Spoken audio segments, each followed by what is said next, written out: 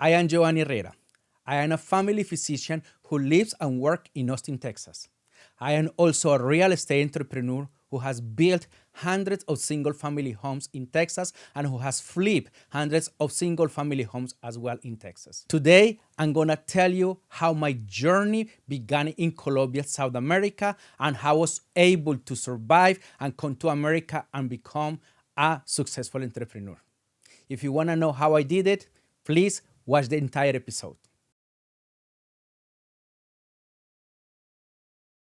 My story began in Manizales, Colombia. I was born in a really, really poor family in a really, really poor neighborhood. My parents, even though they love me a lot, they both of them only finished elementary school at that time. Therefore, there was no professionals in my family. When I was a kid, I was lucky to have really good father. My father was very lovely, always played with me, and always taught me how to work really hard to get the things I wanted. I was number one in school from the first grade until the day he died when I was in fifth grade.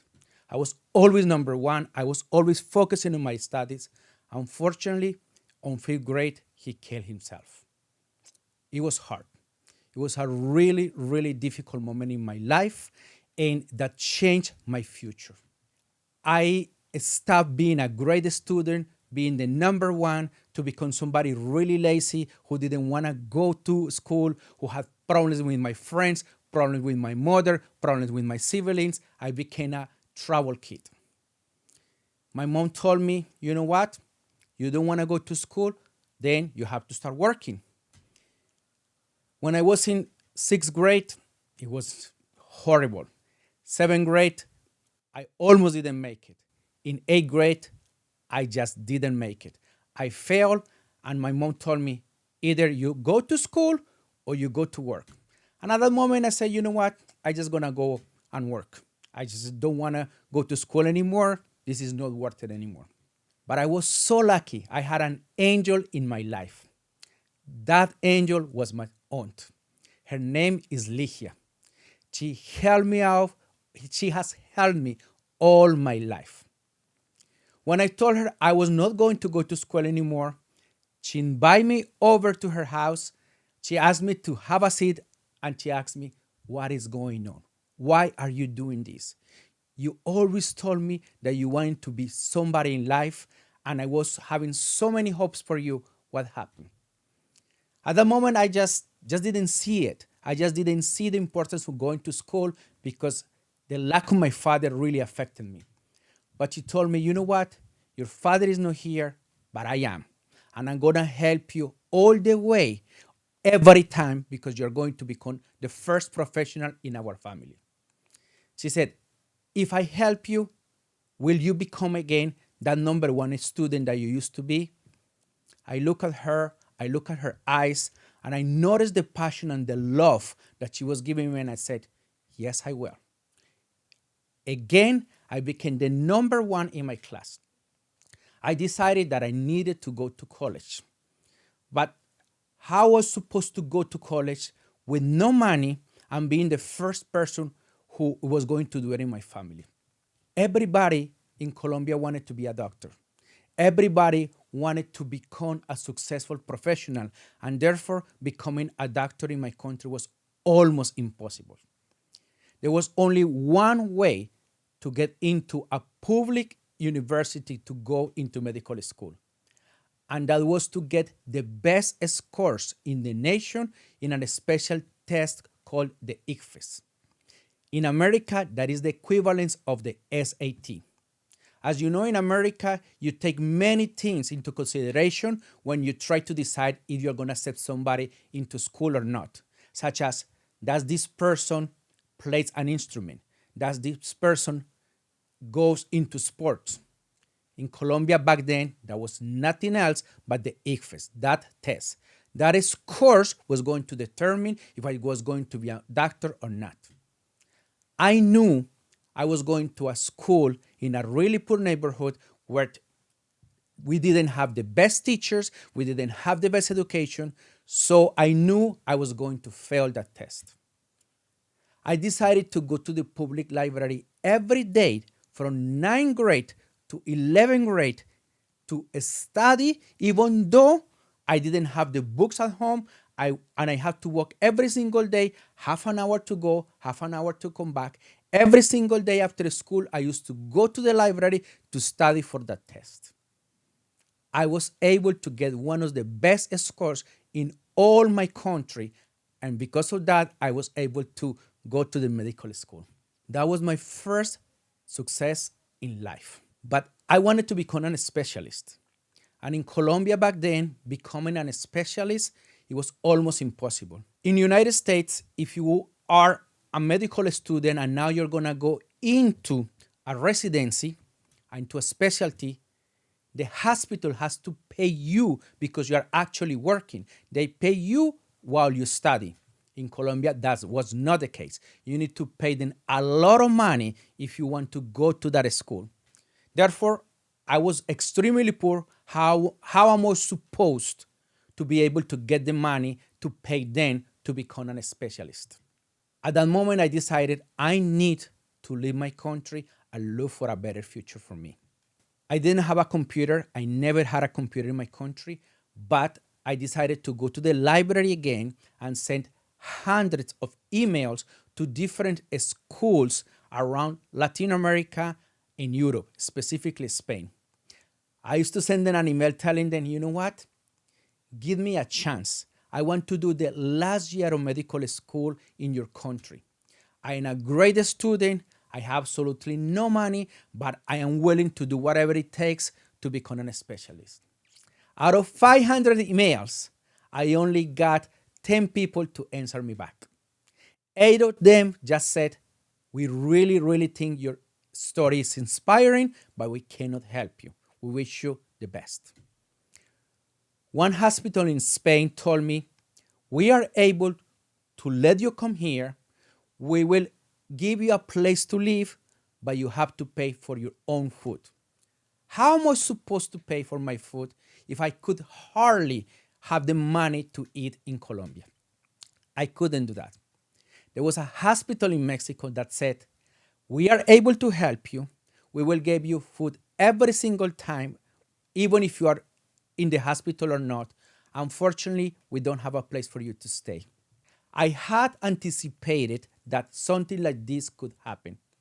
Therefore, a year before, I joined an international student organization called ISEC. I started making a lot of friends. And when I got that email from Monterrey, the first thing that I did was to write an email to one of the people from ISEC in Mexico. And I told them, listen, I have a great opportunity to be at this hospital. But the truth is, I didn't tell them the entire truth. I only told them I was going to be there for 1 week. But the truth is, I was going to be there for 1 year. The last year of medical school, I was going to be there. Now, she said, yes. She said, yes, come, you can stay here for 1 week. I was, God, what did I just do? How am I supposed to go to Mexico? I have no money to buy a ticket. I have no money for transportation there. I have not a place to live. What am I going to do? But I just decided to do it anyway. I started to sell things, not online. I started to sell things, to do raffles, to ask for family members for anything they could help me with. And of course, my aunt Ligia, my angel, she was able to go to her jobs, get some money from her job, and lend me the money to go to Mexico and buy the ticket. When I got to Mexico and I got the family, it was awesome. They treated me like a son. And it was really, really grateful to this family in Mexico. At that moment, I started going to the hospital every single day. The family I was staying with had no idea that I had no money to even pay for my transportation for the bus. So I had to walk every single day from the home I was staying with to the hospital every single day, and it was between 45 minutes to an hour every day, one way. I did it every day for a week. At the end of the week, I was already looking for different places. I went to a non-for-profit organization. I went to different churches. I did everything I could to try to find a place to stay. But at the end of the week, I just couldn't make it. I had no other option to tell the truth to the people that was helping me. When I told them the story, the man of the house said, "You know what? Don't worry about it. I will help you." Oh God, that was like the best day of my life at that moment. I had no idea what to do, but this person who just met me for 1 week decided to give me a chance and let me stay in his house with his three daughters. There were three daughters, and every single one of them has a different bedroom. Now I was staying there, and two of his daughters needed to share a bedroom. And still, in spite of that, he helped me. I was going to school, doing everything, and then I met my wife. I actually met my wife the first day at the hospital.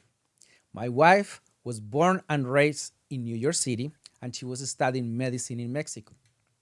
And I met her there. And even though it's a long story, I'm going to tell you that I really liked her so much the first day I met her. And we didn't see each other for almost 3 months because she was going now to a different hospital. When we saw again, we decided to go out. And after 2.5 weeks, we were married. Of course, everybody thought the same thing you are thinking. He did it just to get a green card. That is the only reason he did it. And I understand most people is gonna think that. You don't know who I am, you don't know my principles, you don't know the kind of character and the kind of man that I am. All I can tell you, that is not the case.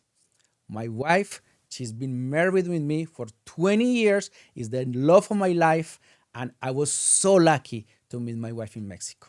We decided to come back to the United States. Now, of course, I was gonna become a resident, became a resident, came to America, and now I needed to pass my board to become a doctor in the United States. Some of you may know the story, some of you don't know. Even though I was a general physician in Colombia, I needed to pass multiple tests to become a general physician in the United States. It took me 3 years to do so. Why it took me so long? First, because when I came to America, I didn't speak the language. I only speak Spanish. So I have to learn English when I came to America almost 20 years ago. Second, I was working full time. I didn't have anybody to help me. Therefore, I have to work full time and come and study when I came back home from 8 p.m.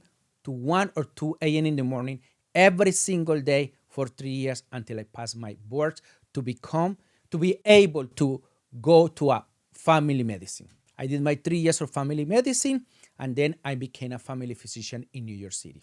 During that time, I already knew that family medicine was great, but if I wanted to become economically independent, I needed to do something different. Before leaving Colombia, I read a book called Rich Dad, Poor Dad. It taught me the importance of becoming somebody who is really good with finances and learn about finances. It always taught me the importance of investing in real estate. Therefore, when I came to New York City, I started reading books at the library. At the same time, I was working, and at the same time, I was going into family medicine residency. At that time, I read over 100 books for free from the library. They used to mail it to my house. I read them and send them back. Therefore, I have all the knowledge in theory, but I didn't have money and I didn't have any practice yet. I decided to move to Texas in 2010. In 2010, I had all this knowledge, but I was so afraid of doing my first flip. I was petrified. How am I supposed to do the first flip? English is still my second language. I have never done anything, any kind of business in America. How am I supposed to do it?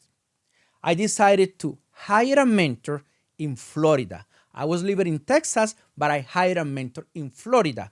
Somebody who was really good at doing what I wanted to become. I was there for a week. Every single day, I followed my mentor, and he taught me what to do, what kind of letters to send, what the kind of people I needed to send it to, what to tell them when I send the letter. And I came back to Texas and I sent every single letter, and I did everything that he told me to do. In just my first deal, I did over $60,000. I did pay him almost $30,000 just for him to be able to teach me. But in one deal, I was able to get all that money back. Now, fast forward many years, and from 2010 to now, I have flipped hundreds of homes. From 2017 and 18, I decided to start building single family homes. I started to do my first homes, and now I have built hundreds of homes in Texas as well. It hasn't been easy. It has been a really interesting journey, but I have become an entrepreneur. I have become better and better on making money with real estate. In my channel, I'm going to teach you how I did it and how you can do it as well. However, in my channel, we are not only going to talk about how to make money in real estate. In my journey, I realized that in order to become happy, money is only one step. You need to have at least those 4 pillars in order to be really happy. And I'm going to talk about mental health, physical health, spiritual health, and economical health. So if you want to learn how to become successful in real estate, but also how to be happy, you have to follow me and to send this video to all of these people who you think are going to benefit from my channel as well. It was a pleasure. I hope to see you the next video.